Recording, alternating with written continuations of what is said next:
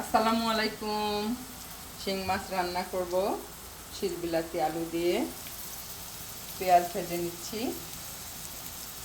পেঁয়াজ ভাজা হয়ে গেল, এবার দিলাম জিরা বাটা, আদা বাটা, পানি দিয়ে দিলাম, শুকনো মরিচের গুঁড়া, হলুদ, এবার দিলাম লবণ, কাঁচামরিচ দিলাম কয়েকটা। এবার মশলাগুলো কষিয়ে নেব ভালোভাবে। এবার দিয়ে দিলাম শিং মাছগুলো। এবার মাছগুলো ভালোভাবে কষিয়ে নেব।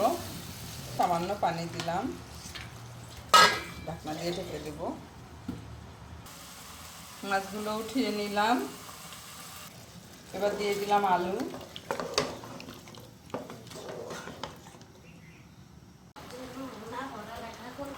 আলু সেদ্ধ হয়ে গেল, এবার আমি মাছগুলো দিয়ে দিচ্ছি।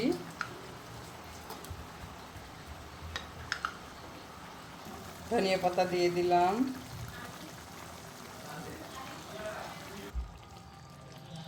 হয়ে গেল আমার শিং মাছ আলু দিয়ে ঝোল করা।